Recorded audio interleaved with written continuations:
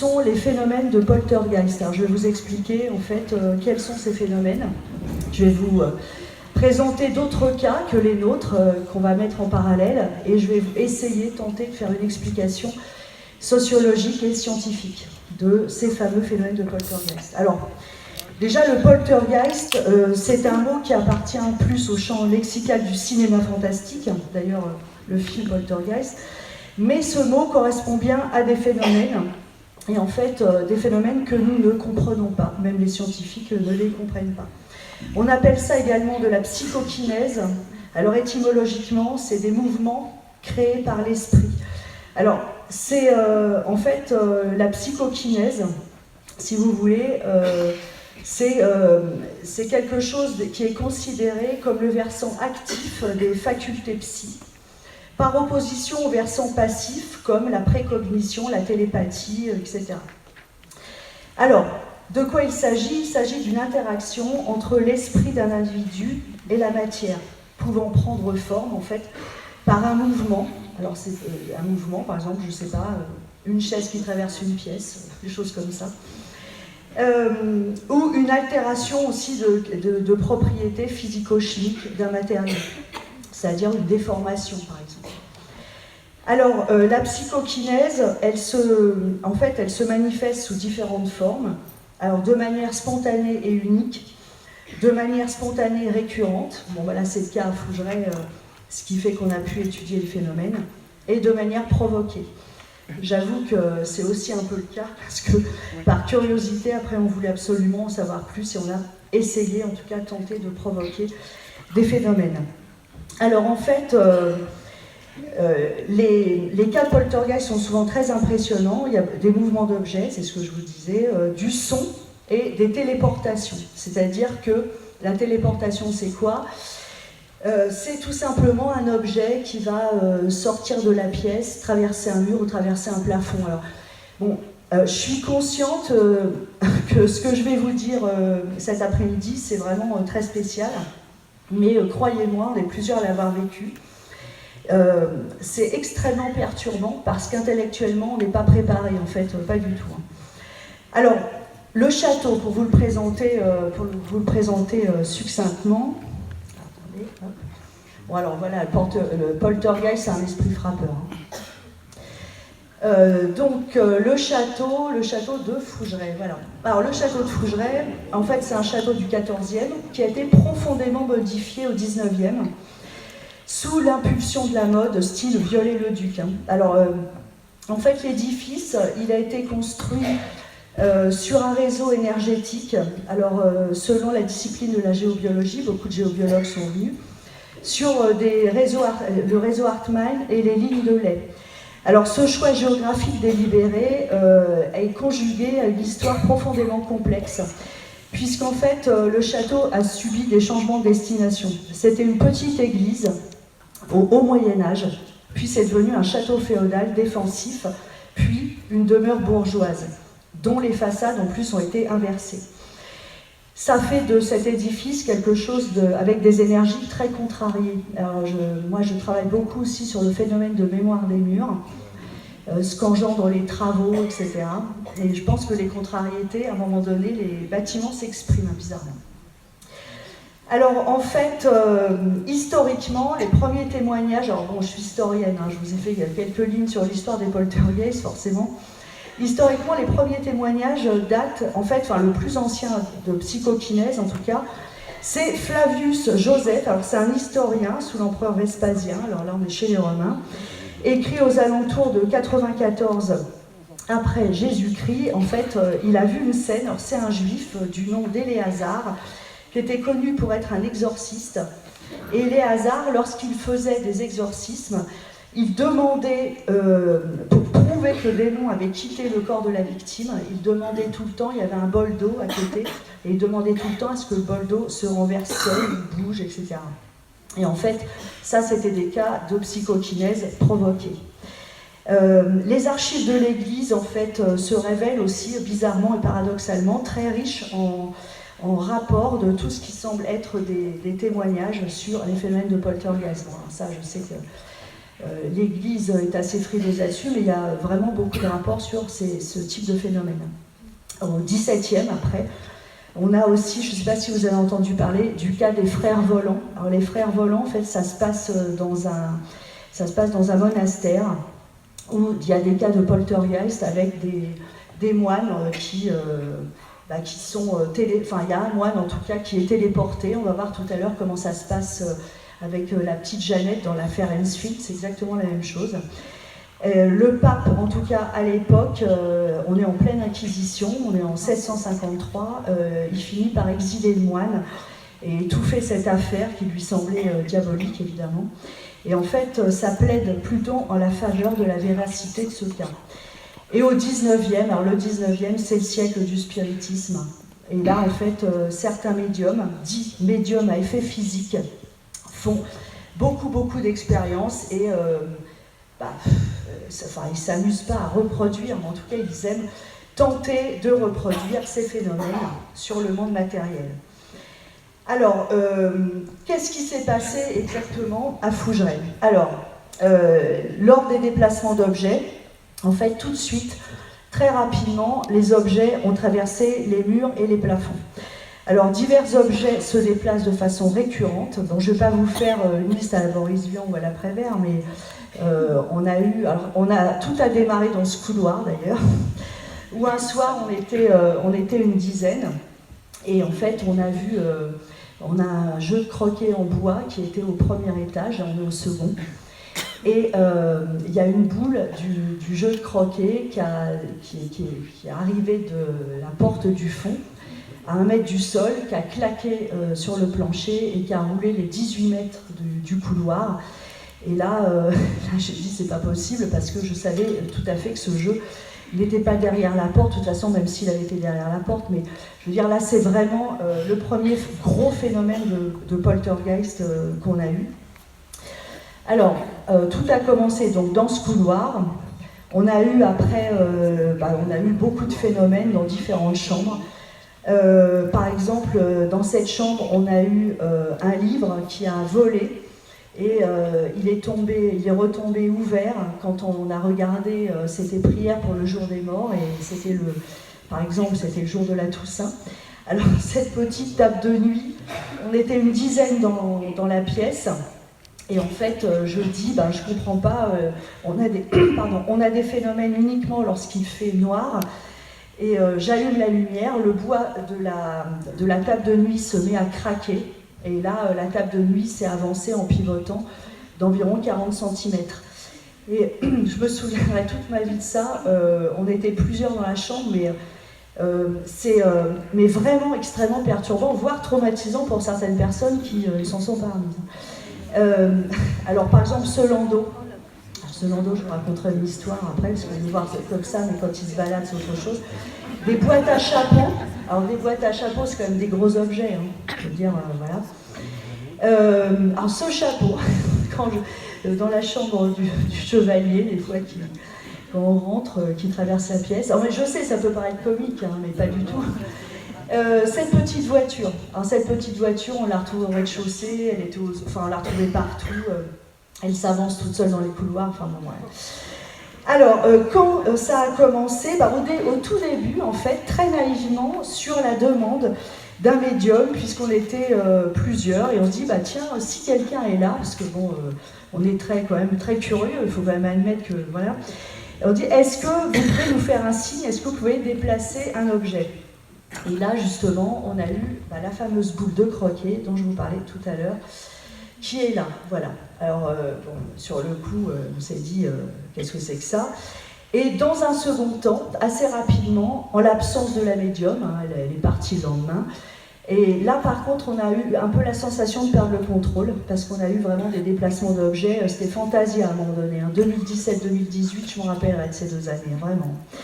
Alors, qu'est-ce qu'on peut constater lors de ces phénomènes? Alors déjà, on constate une augmentation de la température. C'est-à-dire que les objets qui se déplacent seuls augmentent de température. Par exemple, il n'y a aucun chauffage, aucun point de chauffe, aucune isolation au château. Et quand, par exemple, on avait des bougeoirs en étain qui traversaient une pièce. Lorsqu'on les ramasse, même s'il fait 5 degrés dans la pièce, c'est chaud. Bon, ça veut dire que déjà au niveau physique, il se passe quelque chose. Les trajectoires aussi ne sont pas toujours linéaires. Ça, c'est assez intéressant. Ça peut être des trajectoires en U, ça peut être des zigzags. Il n'y a pas de logique quant au tracé dynamique d'un point A à un point B. Ça ne répond pas à la physique mécanique telle qu'on la connaît, si on jette quelque chose en tout cas. Le mouvement est toujours rapide. Alors ça c'est clair que le mouvement est toujours rapide, c'est vraiment, quand ça arrive, c'est extrêmement rapide. Les objets semblent répondre à une logique de situation ou de conversation. Alors, ça c'est intéressant aussi parce qu'il suffisait qu'on parle, je ne sais pas, par exemple, là on parlait d'un homme, bon bref, qui a vécu à Fougeray. Bon, ça c'est des archives qui sont sous la pipe. Bon, la pipe, d'un seul coup, elle fait des bonds d'1 mètre. Enfin bon, ça répond à une logique. Alors, ou bien, par exemple, moi j'ai remarqué que lorsqu'on se promenait à Fougeray, sans y penser, attention, et qu'on touchait ou qu'on remarquait, mais de façon totalement anodine, un objet, souvent, le soir, c'est les objets qu'on a vus se déplacer. C'est-à-dire, moi je sais pas, si je passe dans les chambres et que je vais remettre comme ça un bougeoir, par exemple, je vais me faire une réflexion sur ce bougeoir, souvent, ce bougeoir, le soir même, va se déplacer. Le bruit aussi. Alors, le bruit de la chute ou du choc est totalement disproportionné par rapport au poids de l'objet. Le son est décuplé. C'est-à-dire que, par exemple, un petit missel de messe qui fait 10 cm, enfin, quelque chose, somme toute, assez léger, lorsqu'il tombe, on a l'impression que vous avez lâché, je sais pas, 3 dictionnaires.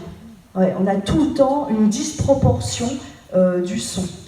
Et on a fait des enregistrements également en même temps, et on a remarqué que souvent on a un claquement caractéristique en 2 temps qui précède le bruit ou le déplacement de l'objet. Alors le claquement, il est inaudible à l'oreille, mais lorsque on repasse la bande magnétique, on entend une espèce de clac-clac, et puis après l'objet vole, rebondit, on fait des trucs absolument incroyables. Alors, alors les faits et les témoins, parce que heureusement, moi je vous parle de ça, mais heureusement, depuis qu'on a ouvert Fougeray, il y a peut-être une centaine de personnes qui ont vécu ça. Moi franchement, si on avait été les seuls à le vivre, je ne sais pas si on aurait eu autant d'aplomb pour en parler, pour l'écrire peut-être, mais en parler en tout cas moins. En tout cas, ça a démarré vraiment en août 2017. Et j'ai réalisé après qu'on avait vécu des choses comme ça, mais sur le coup, on se fait une raison. Par exemple, en avril 2016, le jour de l'ouverture annuelle, 4 heures avant, j'étais seule dans le château. Je faisais un point, je faisais le tour des chambres, de tout, et je me suis retrouvée enfermée dehors. Une chambre, en fait, je ne pouvais plus rentrer dans la chambre, puisque le loquet s'est mis seul. Ça, c'est ce qu'on appelle un cas spontané. Alors moi, je l'ai raccroché à quelque chose, parce qu'on a toujours un sens. Et je me suis dit, peut-être que l'ouverture les enquiquine, hein, tout simplement. En tout cas, en août 2017, tout s'est accéléré, et on a des anecdotes, par exemple, dans une chambre, alors la chambre de l'huissier, voilà. Alors on l'appelle la chambre de l'huissier, parce que c'est une chambre où s'est fait tuer un huissier au XVIIIe siècle. Nous étions 8. On demande comme ça qu'un objet se déplace, mais alors d'une façon comme ça, je dirais naïvement. Et la petite hache en laiton qui sert de presse-papier, en fait, elle a traversé la pièce. Et ce qui est incroyable, c'est que l'ancien propriétaire de Fougeray, au XVIIIe, avait assassiné en fait l'huissier à coups de hache. Oui, c'est pour ça que je dis tout a un sens. C'est ça qui est incroyable, c'est que tout a un sens. De toute façon, tout a un sens. Hein. Quand les choses n'ont plus de sens, c'est le cancer quelque part. Vous voyez ce que je veux dire? Tout a un sens. On a un petit bougeoir aussi qui a été précipité avec tellement d'énergie. Alors un petit bougeoir, là j'ai pas pris la photo sur le coup, mais vous voyez le lit, vous avez des volutes en métal, et le petit bougeoir était précipité avec une force telle qu'il est resté coincé dans les volutes en métal, et il nous a fallu peut-être 1 minute pour le décoincer. Tout ça, en tout cas, semble absolument calculé. Ce que je veux dire, ce qui est le plus effrayant, entre guillemets, de tout ça, alors que moi je suis complètement fascinée, par contre, par tout ça, ce qui est inexpliqué, mais c'est fascinant, mais ce qui est effrayant, c'est qu'on a l'impression qu'il y a de l'intelligence derrière. Et ça, j'avoue que ça peut mettre assez mal à l'aise, en fait. Par exemple, on a eu quelqu'un qui était assis sur le lit, là, et puis quand il avait un sac à main, et quand il a voulu se lever et prendre son sac, les anses de son sac étaient mêlées, mais complètement mêlées autour des volutes en fer du lit. Alors on a eu des choses aussi incroyables, on était dans la pièce à côté, on a entendu, alors pareil on était en groupe, hein, je vous dis ça, à chaque fois on était des petits groupes, et on a entendu un fracas pas possible dans cette chambre, hein, toujours la chambre de l'huissier. Et quand on a été dans la chambre, et on s'est rendu compte que la chaise de bureau était coincée entre le lit et le mur, il a fallu qu'on soit deux pour tirer le lit pour décoincer la chaise. En plus, il y a une force qui est énorme, c'est ce que voilà. Alors, en fait, on a pris goût à ces bizarreries après. Enfin, on a pris goût. C'est de la fascination quand même, hein, je veux dire, face à tout ça, passer le cap de la peur, on est quand même fasciné. Alors, on s'est rendu compte que, par exemple, les tables de nuit, les coiffeuses, les tables, à chaque fois qu'elles s'avançaient, elles pivotaient sur un seul pied. Donc ça veut dire que les 3 autres pieds, soit ils se lèvent légèrement, ou alors ils ne subissent pas le même poids. Et on avait toujours un bruit extrêmement fort, précédé par des craquements dans le bois. Ça, c'était assez intéressant. Ça, on a pu les enregistrer, hein, ces craquements. Alors, pour réaliser ces expériences, on se mettait volontairement dans le noir, car on avait remarqué, alors ça de façon empirique, que la lumière, au départ en tout cas, ralentissait les phénomènes. Mais ça n'a pas duré, puisque, je vous dis, après, on a demandé à avoir des phénomènes en plein jour, et on a eu des phénomènes en plein jour. Donc ça, c'est la petite hache qui servait de presse-papier dont je vous ai parlé, qui a traversé la pièce.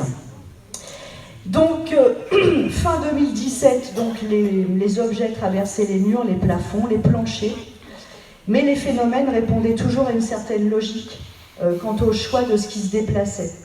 On avait toujours eu une conversation, quelques minutes avant, quelques heures avant, qui avait un lien avec cet objet, toujours. Alors, on a eu par exemple, pendant les travaux, François refaisait une partie du plancher et il a enlevé une latte. Alors ça c'est dingue, il a enlevé une latte qui était abîmée, mais qui tenait, hein, une latte de plancher. Et dessous, il y avait un petit bougeoir en laiton qui avait disparu, mais je veux dire, comme c'est pas un bougeoir en laiton remarquable, je ne savais pas où il était. Et il était sous cette latte. Alors, je veux dire, c'est quand même assez incroyable. Alors, par exemple, on a un visiteur, un homme de 28 ans, mécano, qui passe devant la chambre de la grand-mère. Il est dans le couloir, il voit une tache très sombre sur le mur. Cette tache noire s'épaissit. D'un seul coup, un livre sort de la tache. Il est projeté dans le couloir avec une vitesse qui ne permet pas de voir à l'œil nu un changement de la matière du mur. La tache disparaît aussitôt, il n'y a plus du tout de traces, mais le livre, en fait, a subi un déplacement d'objet. Quelques jours plus tard, un garçon de 24 ans se promène dans le couloir du second, il remarque une trace au plafond, il pense à une fuite d'eau. Et au même moment, la boule du jeu de croquet tombe à ses pieds, alors que bon, elle n'était pas du tout dans le grenier. Et la tache disparaît également aussitôt. Donc ça, c'est les 2 seules fois où en fait le passage d'un objet à travers la matière a été vu à Fougeray, parce que nous on a constaté, si vous voulez, par exemple qu'un objet tombe, mais on n'avait pas vu, il n'y a que 2 personnes qui ont vu cette histoire de tache. Et qui ont eu également un bruit extrêmement amplifié. Par exemple, un jour, on était en fin d'après-midi, et dans le couloir du premier, cette fois, on avait des bruits de vaisselle, mais de dinette, parce que j'ai une chambre de petite fille où j'ai plein de vieux objets. Et au bout du couloir, on a en fait des petites dinettes qui, alors, vous allez dire, cette fille est folle, qui sortaient du mur. Et par contre, là, quand les choses sont tombées, elles se sont cassées. Alors je vais vous expliquer après pourquoi on a remarqué des fois ça casse et des fois ça casse pas. Concernant les bruits, je vous parlais des bruits. On a eu, alors, qui font vraiment partie des phénomènes de poltergeist. On a les bruits d'explosion. Alors c'est des bruits extrêmement violents qui ont été entendus. Alors vous pouvez, ce qui est très étonnant, c'est par exemple, vous êtes dans une pièce, vous avez un bruit comme si quelqu'un tirait au fusil de chasse à 20 cm de votre oreille, mais par contre, la personne qui est dans la pièce à côté ne l'a pas entendu.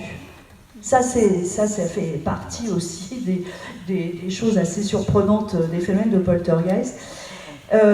Et par exemple, dans la chambre au portrait, on a eu le phénomène inverse, c'est-à-dire que je sais qu'il y a une des témoins, Adeline, qui est là. Par exemple, les filles étaient dans la chambre, elles criaient parce qu'il y avait la poignée de porte qui était tombée, elles étaient enfermées et personne ne les a entendues, même pas les gens qui étaient dans la chambre en face, alors qu'il n'y a aucune isolation et que simplement un discours comme ça, vous entendez les voix. Donc, ça arrivait également dans une autre chambre, des personnes à 2 mètres, dans des lits parallèles, ne s'entendaient pas crier lors d'une manifestation. C'est-à-dire que sur 4 personnes, il y a 2 personnes qui ont hurlé parce qu'il y a eu une manifestation, et les 2 autres personnes ne les ont pas entendues et n'ont pas reçu la manifestation, c'est-à-dire elles sont aperçues de rien. Enfin, c'est assez, voilà. Donc, alors, concernant l'aspect sonore, on a accueilli une radio un jour. Et je leur précise, par exemple, que la boule de croquet, à chaque fois qu'elle se déplace dans le château, elle fait vraiment un bruit qui résonne, elle fait vraiment un bruit incroyable. Et on était avec cette radio, on se baladait dans les chambres, etc. Et d'un seul coup, j'étais dans une chambre, j'entends un bruit, et je dis, là, il y a eu un phénomène. Je vais dans le couloir, on a un petit verre à liqueur qui a bougé seul, qui en fait tournait encore dans le couloir et qui était chaud. Et à la place de ce verre à liqueur, on avait... Attendez, je vais vous montrer. On avait la boule de croquet qui s'était mise à sa place, comme si, en fait, elle disait, tu vois, voilà, c'est ça. D'habitude, je fais du bruit, mais là, j'ai tout fait en silence, parce qu'on n'a rien entendu du tout, sauf que le verre à liqueur a valdingué dans le couloir, et s'est fait remplacer par, quand moi j'ai voulu le remettre, alors il ne s'est pas cassé, à la place, il y avait justement cette boule de croquet. Alors, en tout cas, on a eu également, alors ça fait partie des phénomènes de poltergeist, des matérialisations. Alors, c'est-à-dire les matérialisations, c'est par exemple de l'eau qui va apparaître. Alors, par exemple, dans la chambre de la petite fille, c'est une petite fille qui s'est noyée. On a eu de l'eau, des flaques d'eau qui sont apparues, par exemple, sur le plancher. Dans la chambre de l'huissier, on a eu une apparition d'encre également. Et le soir, on a eu un contact avec cet huissier en médiumnité. Il nous a dit qu'il prenait des notes et qu'en fait, il a cogné dans quelqu'un, donc dans nous. Et on a eu, alors lors d'une télé, mais pour ça les journalistes, ils sont un petit peu obtus avec tout ça, on a eu des gouttes d'eau dans le salon gothique qui sont apparues, ils ont cherché partout, ils n'ont rien trouvé, mais ils se sont dit que de toute façon c'était quand même un truc explicable, parce que je pense qu'ils étaient un peu dépassés. Donc là vous voyez les trajectoires des objets donc, en U. Voilà, alors là je vais vous parler, en parlant de matérialisation, des moulages ectoplasmiques qui ont été faits fin 19e, début 20e.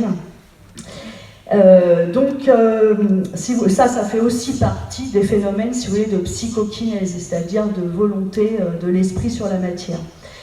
Alors, en 1920, Gustave Gelet organise à Paris des séances expérimentales avec un écrivain, Franek Lusky, qui est aussi un médium.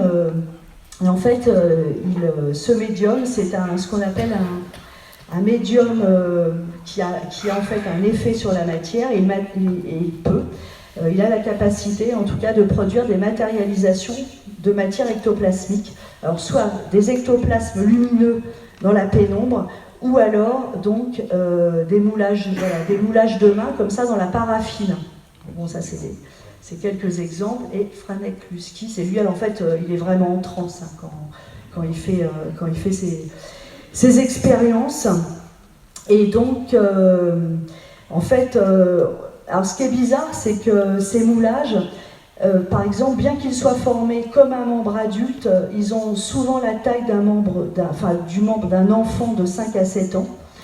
Et j'ai remarqué que dans les phénomènes de poltergeist ou de matérialisation, il y avait un problème de proportion. Ça, je l'ai remarqué à plusieurs reprises. Que ça soit au niveau sonore, et là par exemple au niveau de la matérialisation des mains. On dirait une main d'adulte, mais elle est toute petite.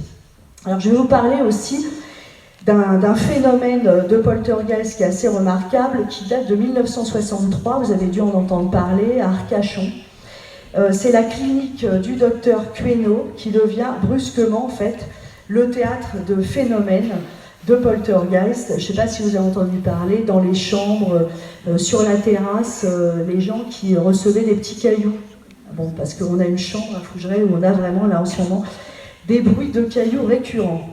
Alors en fait, le phénomène se répète régulièrement, faisant pleuvoir des éclats de moellons. Alors on a des fragments de briques, on a des morceaux de galets dans le jardin, sur la terrasse de la clinique, toujours où sont installés les patients. Et il ne se passe pas un jour en fait sans qu'il y ait une vingtaine, une trentaine de morceaux de briques et de pierres, de petites pierres, qui tombent sur les gens, ou plutôt à côté des gens d'ailleurs, parce que bizarrement, les phénomènes nous évitent. Ça, nous, on l'a remarqué aussi. Alors par contre, ça peut avoir la taille d'un gravier ou d'une demi-brique, ce qui est quand même pas mal.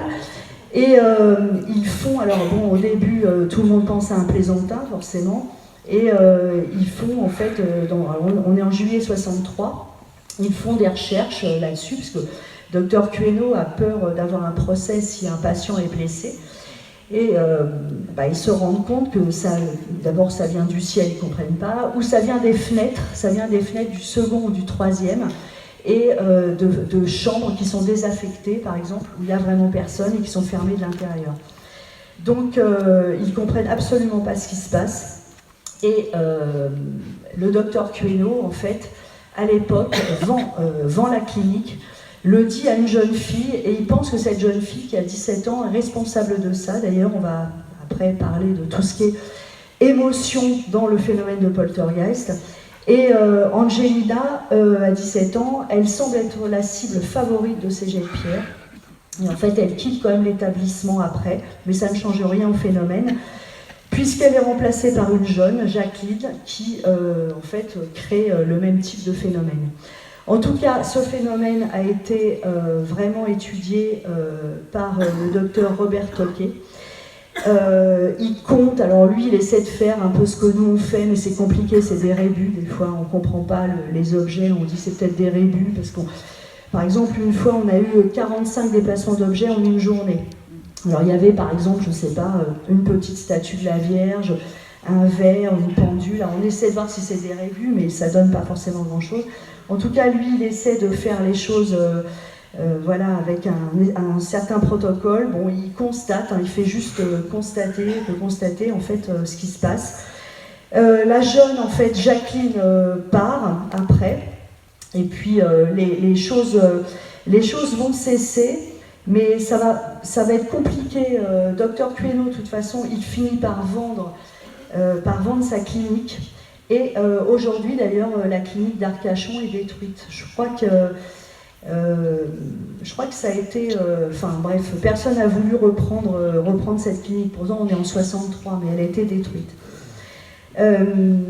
Alors, ça s'est apaisé un petit peu.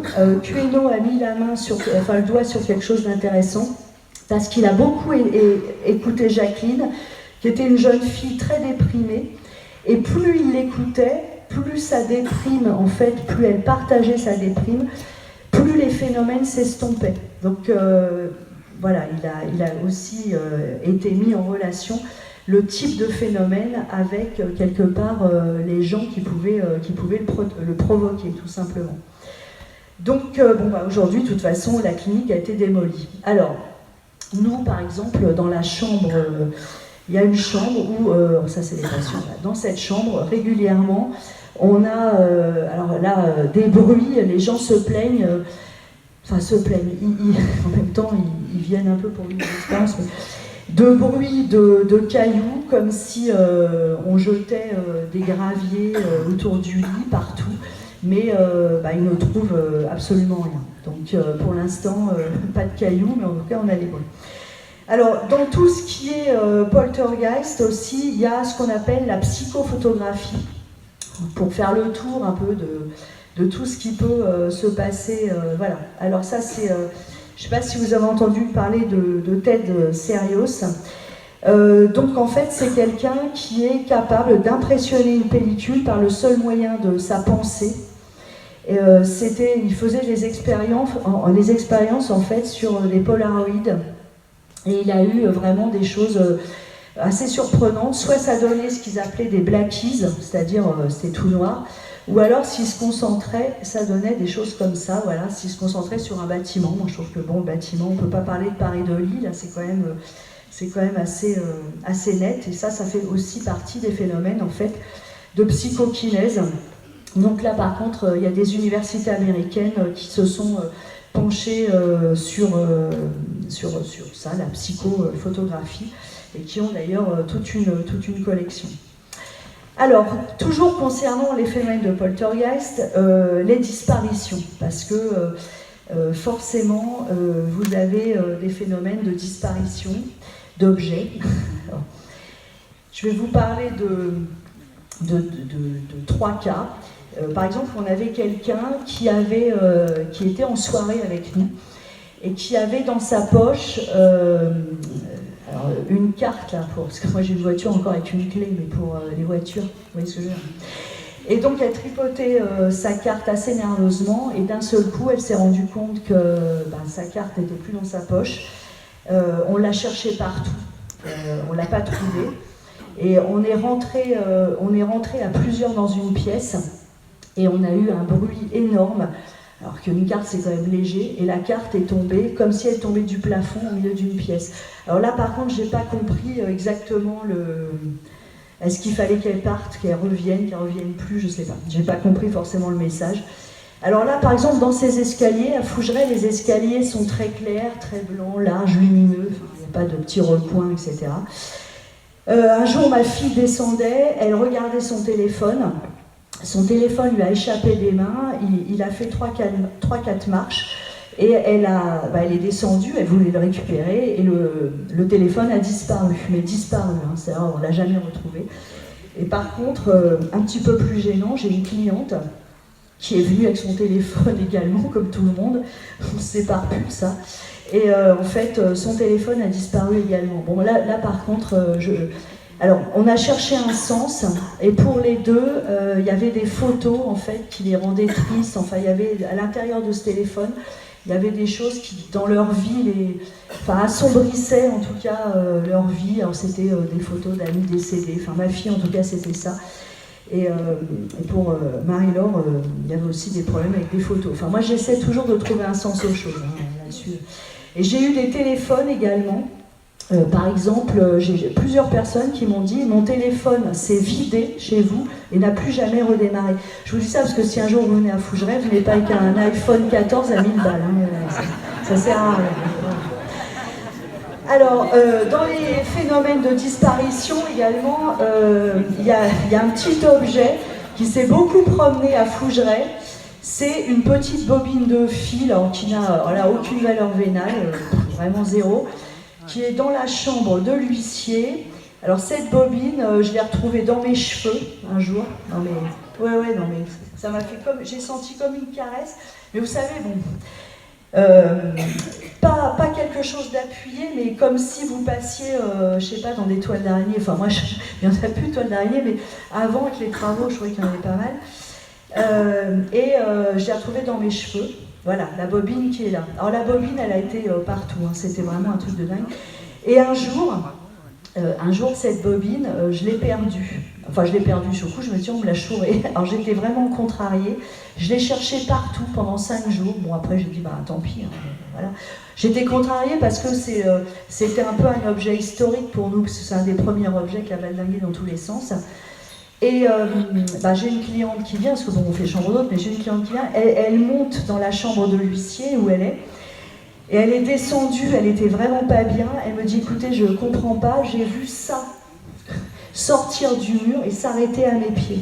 Et en fait, c'était la fameuse bobine. À nous, on était super heureux, on a hurlé de joie, ouais, c'est absolument génial. Donc voilà. Et donc tout ça, en fait, il y a une question de temps. Je veux dire, il y a une question de temps. Il y a souvent un décalage, en tout cas, entre, par exemple, nos demandes et l'action. Par exemple, on a eu des fois des périodes où, par exemple, on demandait, je sais pas, coucou, si quelqu'un est là, faites-nous un signe, et puis il n'y avait rien. Des fois, ça prenait que 5 minutes, et des fois, ça prenait plusieurs heures. Et ce qui a posé des soucis, parce qu'un jour, alors je vous explique, il faut que je vous retrouve le landau. Ah oui, je vais vous expliquer un truc. Alors oui, ça c'est parce qu'on a eu des poignées de porte qui sont sorties avec le carré qu'on va le dinguer. Alors les boules de lit aussi, ça ils aiment bien les faire sortir. Le poil, l'espèce de petit poil en fond qui est quand même pas très léger, pareil, qui s'est avancé. La jupe qui est dessus, alors la jupe elle s'est baladée, elle s'est promenée dans tout le couloir du second. Et je ne sais pas si je vais vous le retrouver, mais bon, peu importe. Donc, le landau. Alors, on avait demandé des choses dans la soirée, c'était rien passé. Bon, c'est vrai, on s'est dit, tant pis, c'est pas grave, voilà. Mes copines de l'association vont dormir dans la chambre de l'association. Et à l'époque, la chambre de l'asso, bon, c'est un peu le bazar, etc. Bon, elles se couchent. Et d'un seul coup, le landau se met à vibrer. Et il avance sur le matelas, parce que les matelas étaient par terre, c'était style squat d'étudiant un peu. Il avance sur le matelas, il recule, il ravance, il manœuvrait tout seul pour monter sur le lit. Là, les filles qui sont quand même aguerries, elles se sont mises à hurler, et là, tout le monde a été dans la chambre, personne n'a dormi. Mais bon, quelques mois plus tard, tout le temps, à propos du temps, quelques mois plus tard, moi j'étais au rez-de-chaussée. Et l'espèce de petite bobine, je discutais avec des gens, et l'espèce de petite bobine, en fait j'ai senti sur mes pieds une pression, et c'est la bobine qui doit faire, moi je sais pas combien ça fait, ça peut-être 20 grammes, ça. Elle m'est tombée sur les pieds. Alors moi j'étais à table au rez-de-chaussée, et la chambre de l'huissier elle est au second. Personne n'a vu quelque chose tomber du plafond. En fait c'est comme si elle était arrivée du sol. Enfin je sais pas d'où elle est arrivée d'ailleurs, mais bon bref. En tout cas, ce soir-là, on a eu beaucoup de choses en décalé comme ça. Alors, c'était assez étrange, plusieurs heures en général. Et le truc qui était quand même assez incroyable, c'est que quand la bobine a valdingué dans la chambre, au même moment, une fille est partie, elle est montée dans sa voiture, elle a allumé la radio, elle a entendu à la radio la bobine. Alors là, elle est remontée nous le dire, elle était blême. Donc, je veux dire, il y a une simultanéité possible au niveau du temps. C'est ce que je veux dire, voilà. Alors maintenant, la distance. Alors, est-ce que les phénomènes de poltergeist en ont affaire de la distance? Non. Alors la distance, je vais vous expliquer. Voilà, il y avait un groupe dans la maison de gardien. Alors la maison de gardien, elle est à 50 mètres du château, elle n'est pas restaurée encore. Elle est, c'est une maison de gardien pas restaurée, quoi. Il faisait un peu de ressenti à l'intérieur, voilà, il se demandait si quelqu'un était là, toujours le même truc, quoi. Ils ont entendu un bruit énorme, et vous voyez en haut la bobine qui était au second étage du château, dans la chambre de l'huissier, en fait, et a atterri derrière les anciens tuyaux d'eau de la maison de gardien. C'est absolument incroyable. Comment elle est arrivée là? Est-ce qu'elle se dématérialise, elle se rematérialise? Parce que personne l'a vu se promener comme ça dans les airs pendant 50 mètres, quelque chose soit clair. On a eu également, j'ai une copine, moi, qui est arrivée chez elle à Nice et qui m'a dit je comprends pas, j'ai mis les mains dans mes poches et dans mes poches, j'ai trouvé des jetons en nacre qui étaient dans la chambre de la petite fille, qui avaient bougé d'ailleurs le soir. Alors, je lui dis, tu me les as chourés? Il me dit, non, ils sont arrivés, on ne sait pas trop comment, voilà. Alors, vous allez me dire, ok, vous parlez beaucoup, mais il n'y a pas de vidéo. Alors, je vais vous parler de l'élusivité de ces phénomènes. Et là, c'est un vrai problème. L'élusivité des phénomènes, je veux dire, c'est vraiment notre problème, d'ailleurs, puisque à chaque fois qu'on a voulu prouver un tant soit peu avec des caméras, des choses, tout coupe, tout tombe en panne, il y a toujours un problème. Alors, il y a un chercheur qui s'appelle Hans Bender, c'est le père de la recherche allemande sur les poltergeists, qui a écrit, alors je vous lis sa phrase, ça résume tout à fait ce qui se passe. Les efforts pour photographier ou filmer un phénomène de poltergeist en action ou pour enregistrer des bruits sur cassette audio sont gênés par un problème. Ces phénomènes semblent se dérober à l'observation critique. L'on peut difficilement fuir l'impression que ces forces intelligentes évitent l'observateur en produisant une matérialisation exactement à l'endroit qui ne peut pas être enregistré ou photographié. Et ça, c'est vrai. Alors là, je peux vous dire que nous, on l'a vraiment constaté. Je vais vous parler du cas Tina-Resh en 84 pour illustrer mes propos, parce que bon, je veux dire, voilà, c'est quand même... Alors, l'affaire Tina-Resh, on est en 84 en Ohio, donc aux États-Unis, et cette photo va faire la une. En fait, elle a été prise par la ruse. Alors, Tina-Resh, c'est une ado, c'est une enfant placée, et dans la famille, ils ont des phénomènes de poltergeist incroyables. C'est-à-dire que tout ce qui est électrique claque, les objets bougent, les œufs sortent du frigo, s'éclatent sur le mur, enfin les parents ne peuvent plus. Et donc un journaliste se déplace, il ne se passe rien. Donc il attend avec son appareil photo. Et après une demi-heure d'attente, Fred Shannon on a marre, hein, il travaille pour un quotidien, il faut un résultat. Il veut poser son appareil, mais il a une idée comme ça, d'un seul coup il a une intuition. Il ruse, le gars, en fait. C'est-à-dire qu'il fait semblant de tout ranger, et au même moment, il y a le téléphone qui passe devant Tina-Resh, voilà. Et donc ça, c'est la première photo de poltergeist. Ça, c'est une photo non truquée, voilà, c'est quand même intéressant. Et nous, par exemple, en février 2018, dans la chambre aux échauguettes, on essayait aussi d'avoir des phénomènes. Le caméraman était fatigué, il devait bien être 3h du matin, il faisait froid, en plus il devait faire 6 degrés dans la chambre. Le cadreur lui baisse la caméra, alors là c'est de la réelle capitulation, il n'y a aucune ruse derrière. Elle tourne toujours, par contre, il commence à ranger, et là, en fait, il capte un mouvement de dingue, il y a une chaise qui se recule d'1 mètre toute seule, et là, c'est le seul petit morceau de vidéo qu'on ait, voilà, pour l'instant. Alors, il y a aussi, par exemple, la fameuse boule de croquet dont je vous ai parlé tout à l'heure. Nous, si vous voulez, à Fougerêts, c'est un escalier en vis, comme ça. Et on est arrivé à midi, il y avait des amis qui étaient là, qui étaient déjà au château, et quand on arrive, on entend tout le monde hurler, mais joyeusement, wow, c'est incroyable, et tout comme ça. Ils entendent un bruit, alors ça fait toc, toc, toc, comme ça.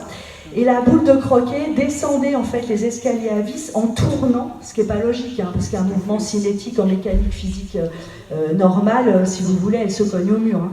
Donc elle tournait, elle était au milieu des marches à chaque fois, et arrivée au rez-de-chaussée, il la voit faire le mouvement. Il y a une nana qui prend comme ça son téléphone, qui veut absolument avoir le truc. Le téléphone ne fonctionne pas, et au moment où la vidéo part, la boule s'arrête. Alors ça, au niveau physique-mécanique, c'est pas possible. Avec la force cinétique, au bout de 2 étages, elle aurait jamais dû s'arrêter. Je veux dire, après on fait l'expérience, on jette une boule, ça colle dans les murs, etc. Donc c'est assez étonnant. Février de cette année, on a un youtubeur très connu. Alors lui, les youtubeurs aujourd'hui, c'est des millions de followers. Il est venu, il a mis, 50, 60 caméras partout à Fougerêts. Et le seul mouvement qu'il a, c'est hors champ. Alors là, le mec... Ouais. Mais je crois que c'est des petits rieurs, en fait. C'est-à-dire que c'est en fait dans la chambre de la petite fille, il y a un bras de poupée qui s'est arraché tout seul. Alors sur le coup, je dis personne s'est cassé le bras, parce que moi je pensais que... Je cherche tout le temps un sens, vraiment. Bon, apparemment, on n'a pas encore compris de quoi il s'agissait, l'histoire du bras, mais bon, bref. Bon, un bras de poupée, c'est vraiment... Il a entendu des bruits dans l'escalier, comme si c'était une Bible, boum, qui tombait, un gros bouquin. Et en fait, à chaque fois, c'était hors champ. M6 s'est déplacé, bon, M6, référence ou pas, en tout cas, c'est eux qui s'étaient déplacés. Alors pareil, partout ils ont mis des cams, ça marchait pas, mais surtout ils avaient mis des caméras neuves accrochées au moyeu de l'escalier à vis, et ils étaient tout le temps obligés d'aller les chercher, de les démonter, de les ramener dans le camion de la technique, de constater qu'elles marchaient, de les ramener, et puis en fait elles retombaient en panne, etc. Donc en fait ils en ont eu marre, ils sont partis tout simplement. Et on a eu beaucoup aussi de gens qui venaient avec plein de matériel et qui me disaient qu'après, les fichiers informatiques disparaissaient des ordinateurs ou se transformaient en fichiers corrompus. Bon, est-ce qu'il y a une loi métaphysique qui nous interdirait d'avoir des preuves incontestables? Peut-être, je veux dire, après tout, peut-être, je ne sais pas. Alors, c'est ce qu'on appelle l'élusivité des phénomènes, parce que là, voilà. Alors, là, lui, alors Walter von Lucadou, c'est un scientifique, moi je suis ses travaux, il a beaucoup travaillé sur le phénomène de poltergeist, c'est un Allemand. Et lui, il a en fait, il a constaté que les phénomènes se dérobent à l'observation critique, ça c'est une certitude, et il a dit que l'élusivité des phénomènes font partie des propriétés intrinsèques des phénomènes de poltergeist en fait. Et il s'est rendu compte que de toute façon, plus on essaie d'étudier un phénomène, moins il se produit.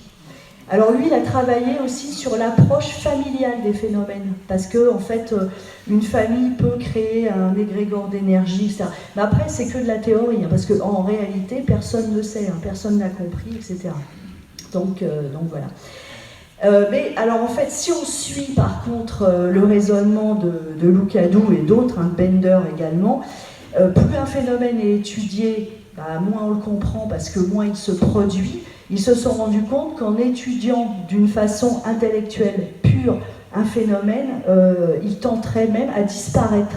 Donc voilà, ce qu'il appelle le modèle de l'information pragmatique, si ça vous intéresse. Voilà. Par exemple, il dit qu'au départ, l'agent du poltergeist exprime un symptôme. Il lance un cri d'appel à son environnement proche, et le sens de son appel n'est pas compris. S'il n'est pas compris, le poltergeist va produire des phénomènes nouveaux, en fait. Et quand les observateurs critiques vont intervenir, en fait, eux, ils constituent un nouveau sous-groupe, et à mesure qu'ils cherchent à fiabiliser les observations, à objectiver les phénomènes, l'autonomie du poltergeist diminue. C'est-à-dire que les phénomènes deviendront de plus en plus élusifs jusqu'à disparaître. Donc en fait, moralité, si vous avez peur chez vous, si vous avez... Bon, c'est quand même rare, des phénomènes de poltergeist, il faut les étudier à fond, et ils disparaissent. Enfin, c'est ce qu'il a... En fait, empiriquement, c'est ce qu'il a constaté de façon empirique. En tout cas, il constate que ces phénomènes ne peuvent... En fait, ils surviennent à condition qu'on ne puisse pas les rendre objectifs. Voilà. Alors nous, on a fait pas mal d'expériences, vous vous doutez bien, et on a eu un message en spiritisme. Alors je ne suis pas là pour débattre sur les bien fondés ou du spiritisme, parce que je sais que c'est une discipline qui a ses détracteurs, ses pour, les contre, les problèmes n'est pas là. Nous, on nous a dit, en spiritisme, les esprits nous ont dit que les téléphones portables, en fait, parce que il y avait quand même des téléphones qui ont disparu, et puis, je veux dire, par exemple, on n'a pas la Wi-Fi à Fougeray, tout ça, parce qu'on a... Les phénomènes, si vous voulez, ça fait comme un œuf de lumière, quand par exemple, quelqu'un pose son portable dans une pièce, sur une table, ça fait une espèce d'œuf de lumière, mais ça les agace et ça les gêne. L'énergie des portables les gêne. Donc ça veut dire qu'ils captent peut-être les appareils photo, les caméras, etc. Enfin, moi, peut-être, voilà. D'où difficulté pour avoir une photo ou un film, parce que ils nous ont dit que ça les dérangeait.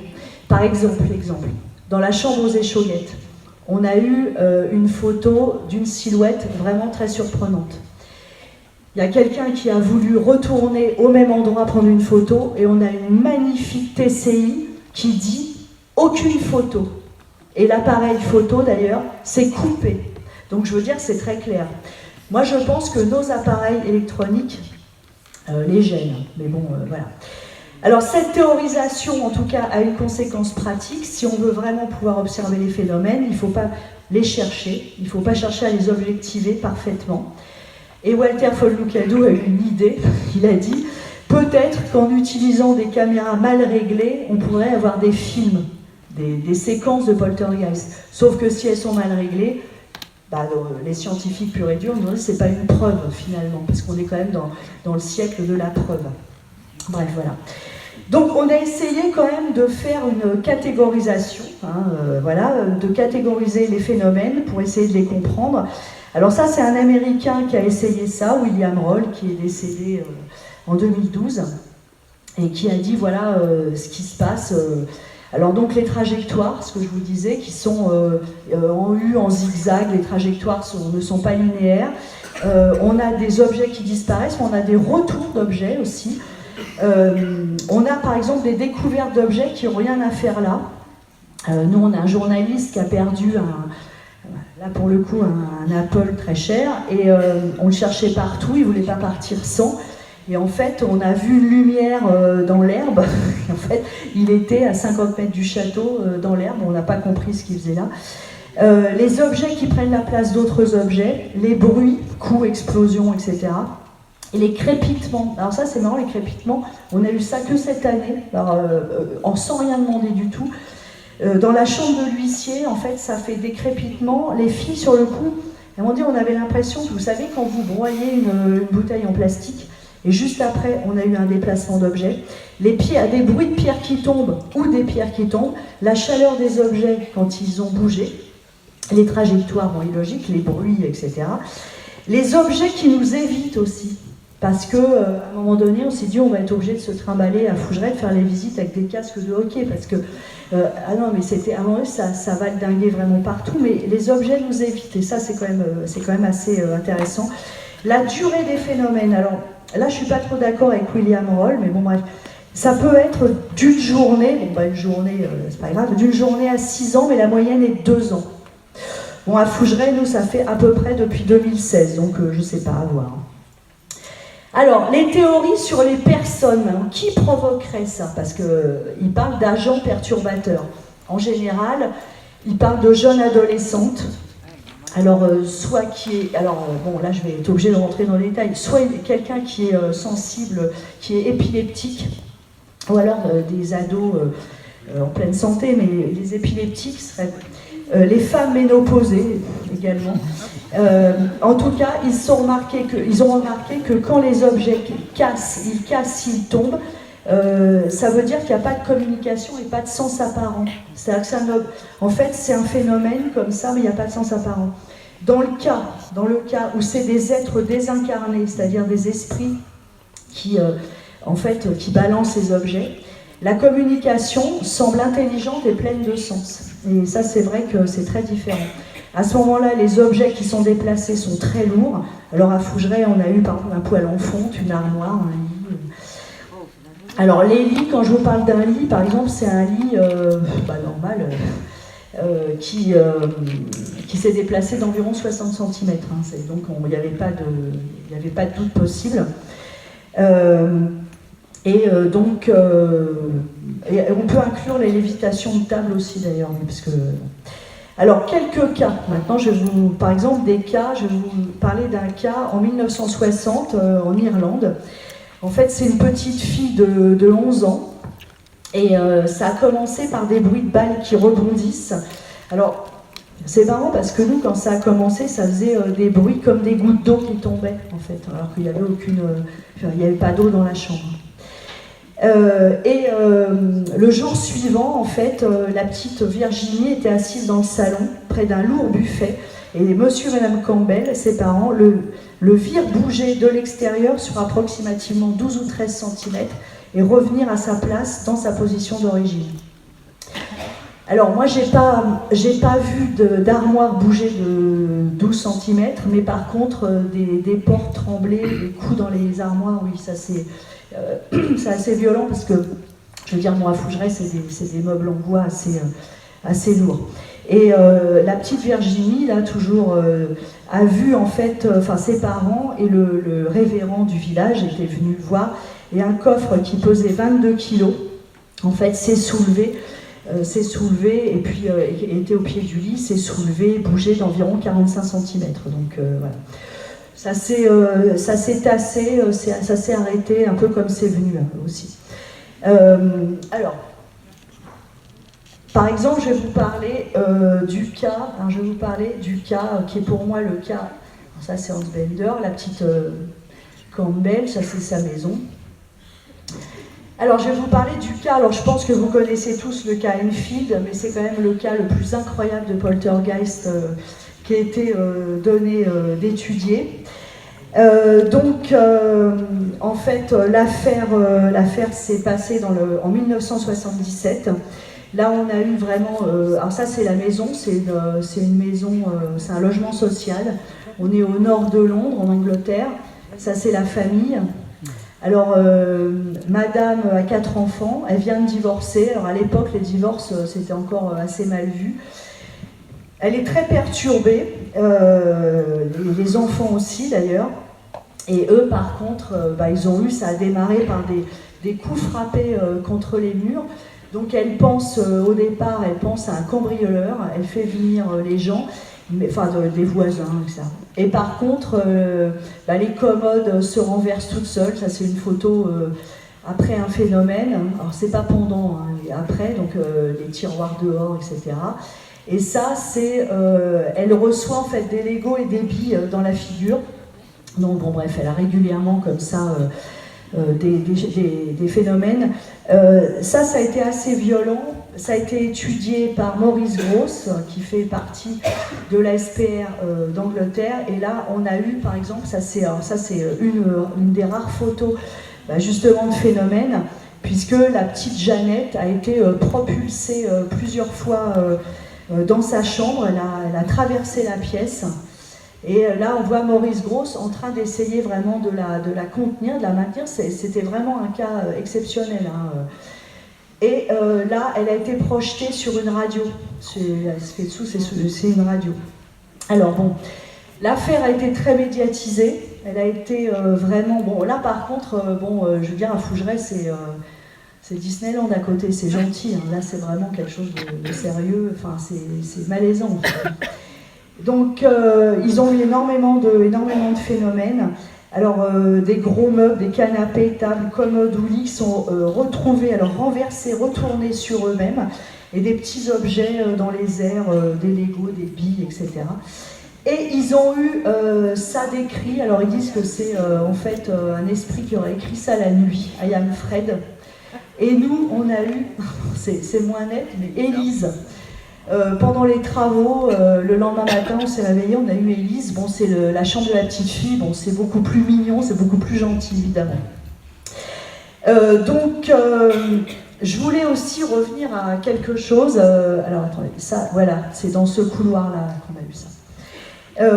Je vous montrais des meubles assez lourds dans l'affaire Enfield qui tombaient. Nous, on a remarqué, il y a une table dans la chambre de l'huissier qui était tombée avec des livres dessus. Et en fait, la table s'est renversée comme si les livres étaient collés, comme si les livres étaient aimantés. Les livres, en fait, sont restés vraiment plaqués sur la table. Alors, alors, je suis désolée. Donc, bon, je voulais vous parler des sujets déclencheurs. Je suis vraiment désolée, oui, j'ai pris un peu trop de temps. Écoutez, alors attendez, mince. Bon, lui, c'est un chercheur, etc.